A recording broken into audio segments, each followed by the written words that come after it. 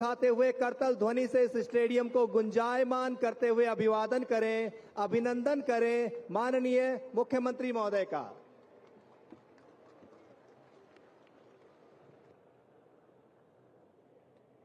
भारत माता की, भारत माता की, वंदे वंदे।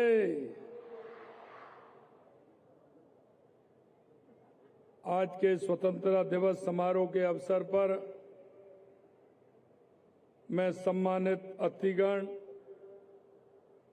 देवियों एवं सज्जनों और समस्त प्रदेशवासियों को 79वें स्वतंत्रता दिवस की हार्दिक बधाई एवं शुभकामनाएं देता हूं। आज का दिन हमारे इतिहास का एक स्वर्णिम अध्याय है। यह वो दिन है जब भारत की सामूहिक शक्ति ने गुलामी की जंजीरों को तोड़कर अपनी आजादी की राह चुनी थी। आज उन ज्ञात अज्ञात स्वतंत्रता सेनानियों को स्मरण करने का दिन है, जिन्होंने भारत माता को आजाद कराने के लिए जीवन भर पीड़ाएं और यातनाएं झेली, अनगिनत ने अपना बलिदान दिया। आज हम सभी के लिए ऐसे महापुरुष और बलिदानियों को स्मरण करने और उन्हें नमन करने का अवसर है। आज इस अवसर पर मैं उन जाबाज सैनिकों और सुरक्षा बलों के वीर जवानों को भी श्रद्धांजलि देता हूं, जिन्होंने देश की सुरक्षा के लिए प्राण न्योछावर कर दिए। मैं सेना और अर्धसैनिक बलों के सभी बहादुर जवानों को प्रणाम करता हूं, जो देश की सीमाओं पर दिन रात मुस्तैदी के साथ डटे हुए हैं। इस राष्ट्रीय पर्व पर मैं प्रदेशवासियों की सुरक्षा में तैनात सभी पुलिसकर्मियों, नागरिक संगठनों व सामाजिक सेवी संस्थाओं को धन्यवाद देता हूं, जो राष्ट्र निर्माण में अपनी अमूल्य सेवाएं दे रहे हैं। यह अत्यंत खुशी की बात है कि इस बार राज्य स्तरीय स्वाधीनता दिवस समारोह शौर्य और साहस और संस्कृति की गौरवशाली भूमि जोधपुर में आयोजित किया जा रहा है। साथियों, हमारे स्वतंत्रता सेनानियों ने एक ऐसे राष्ट्र का सपना देखा था जो आत्मनिर्भर, खुशहाल और समृद्ध हो, जहां हर व्यक्ति के पास तरक्की के भरपूर अवसर हों। हमारी स्वतंत्रता सेनानियों के इन सपनों को यशस्वी प्रधानमंत्री नरेंद्र मोदी जी अपना संकल्प बनाकर पूरा करने का काम कर रहे हैं। माननीय प्रधानमंत्री जी के नेतृत्व में आज भारत की न केवल दुनिया में साख बढ़ी है, बल्कि भारत दुनिया की चौथी सबसे बड़ी अर्थव्यवस्था बनकर उभरा है और तीसरी बड़ी अर्थव्यवस्था बनने की तरफ अग्रसर है। माननीय प्रधानमंत्री जी ने बीते 11 वर्षों में ऐतिहासिक निर्णय एवं कार्य किए हैं।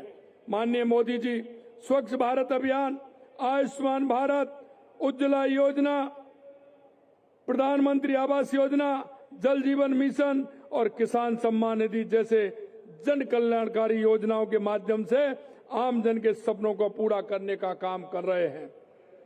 माननीय प्रधानमंत्री जी के नेतृत्व में आज देश आत्मनिर्भर की एक नई कहानी लिख रहा है। आत्मनिर्भर भारत को एक नया नारा या सरकारी कार्यक्रम नहीं, बल्कि 140 करोड़ भारतीयों का सपना है, दृढ़ निश्चय और एक जन आंदोलन है। ये तब साकार होगा जब हर नागरिक, चाहे वह छात्र हो, पेशेवर हो, गृहिणी हो, युवा हो, उद्योगपति हो या किसान हो, अपनी जिम्मेदारी को समझते और देश की प्रगति में सक्रिय भागीदारी बने।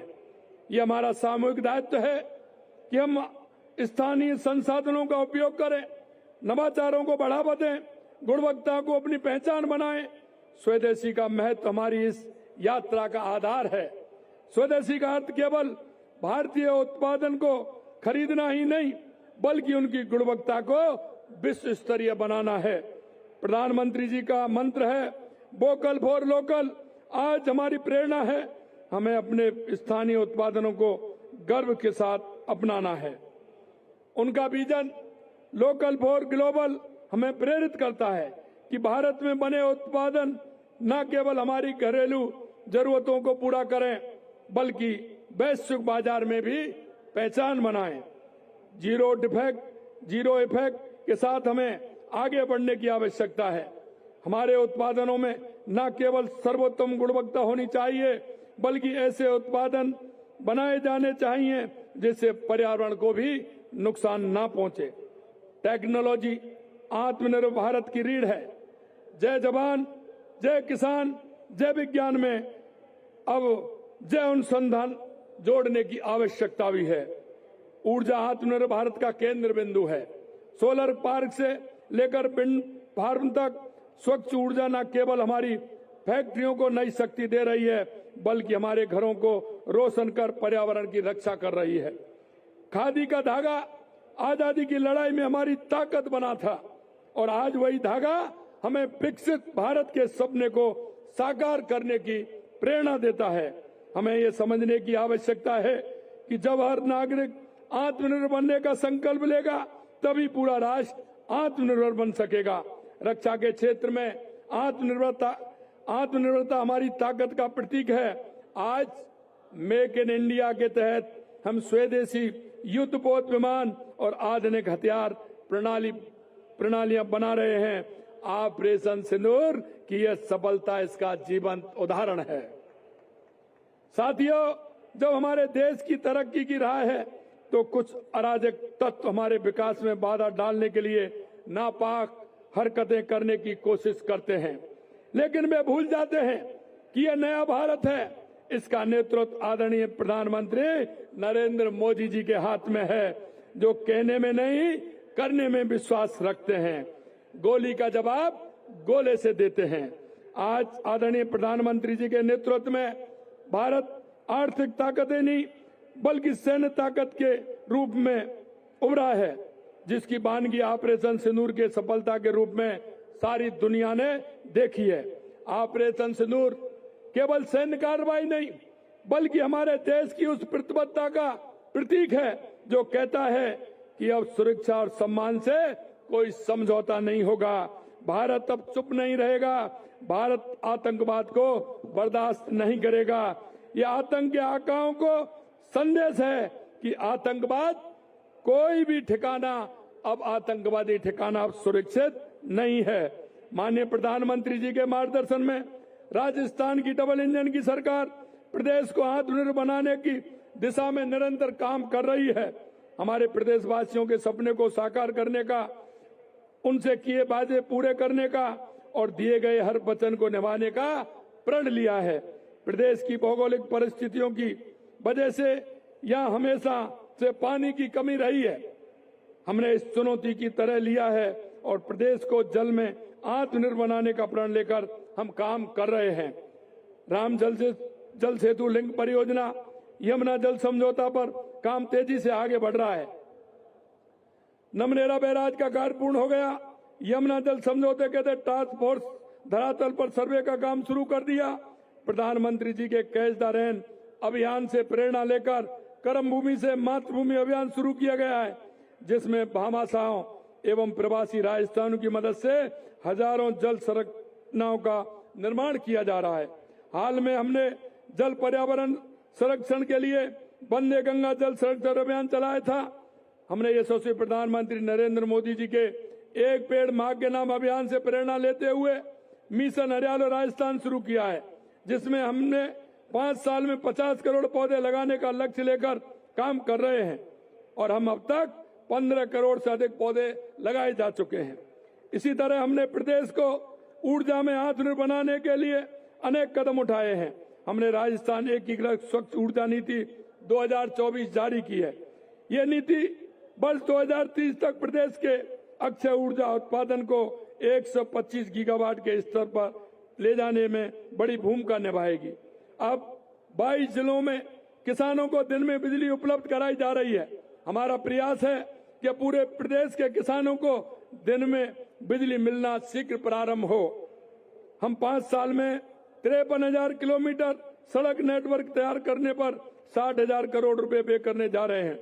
अटल पथ, रिंग रोड, ब्रिज निर्माण से सड़कों का एक नेटवर्क तैयार किया जा रहा है।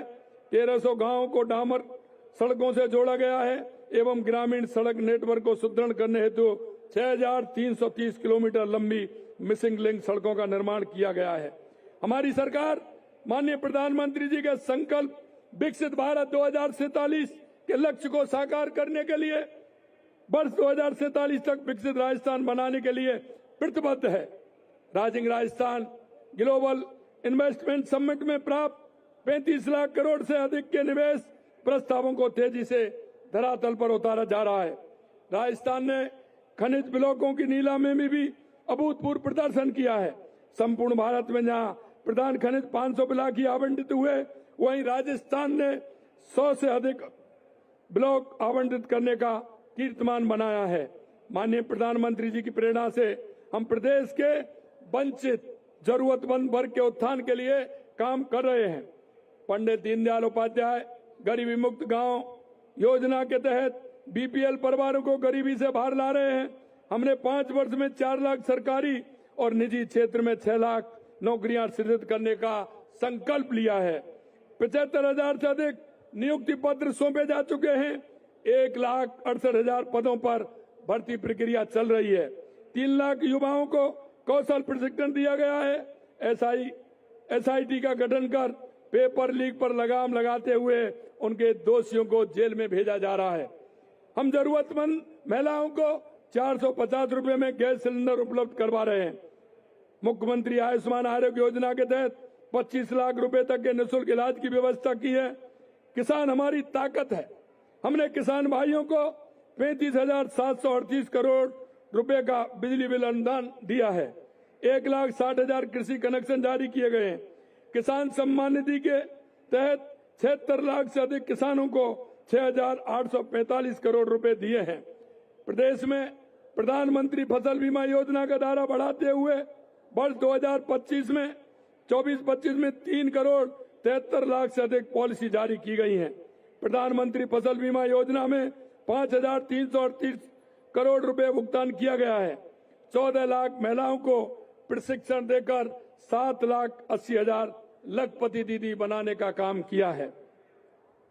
मां बाहुचर योजना के तहत गर्भवती महिलाओं को निःशुल्क सोनोग्राफी की सुविधा उपलब्ध करवा रहे हैं। लाड़ो प्रोत्साहन योजना में 2,30,000 बालिकाओं को 1.5 लाख रुपए का सेविंग बॉन्ड दिया जा रहा है। महिला सुरक्षा को प्राथमिकता देते हुए पहले चरण में 500 कालिका पेट्रोलियम यूनिट का संचालन किया गया। 3 महिला बटालियन, 65 एंटी रोमियो स्क्वाड की पहल भी की। हमारी प्रदेश सरकार ने ऑपरेशन एंटी वायरस चलाकर साइबर अपराध के वायरस को खत्म किया और साइबर ठगों को सलाखों के पीछे भेजा है। अपराधियों को कानून के शिकंज में लाने के लिए एसआईटी गैंगस्टर से निपटने के लिए एंटी गैंगस्टर टास्क फोर्स से प्रभावी कदम उठाए गए हैं। सुशासन हमारे देश और प्रदेश की प्रगति की कुंजी है। जैसा कि हमारे यशस्वी प्रधानमंत्री नरेंद्र मोदी जी कहते हैं कि अच्छा शासन वही है जो लोगों की आकांक्षाओं और उम्मीदों के अनुसार काम करे। माननीय प्रधानमंत्री से प्रेरणा लेते हुए हमारी सरकार प्रदेश में सुशासन के लिए कृत संकल्प है। हमारी सरकार ने हाल में पंडित दीनदयाल उपाध्याय अंत्योदय सम्मल पखवाड़ा आयोजित कर राज्य भर में शिविर लगाकर सरकारी विभागों से जुड़े काम किए और लाखों जरूरतमंदों को राहत पहुंचाई गई है। हम प्रदेश की सेवा के लिए प्रतिबद्ध हैं। राजस्थान को एक समृद्ध और विकसित राज्य के रूप में स्थापित करने के लिए पूरी तरह से समर्पित हैं। विकास और सुशासन के संकल्प में आपका साथ ही हमारी ताकत है। आइए हम सब मिलकर राजस्थान को देश का सबसे विकसित समृद्ध राज्य बनाएं। आपके इस अवसर पर मैं आप सभी को स्वतंत्रता दिवस की पुनः सभी को बहुत बहुत शुभकामनाएं देता हूं। जय हिंद, जय भारत, जय राजस्थान। 8 करोड़ प्रदेशवासियों के सपनों, आकांक्षाओं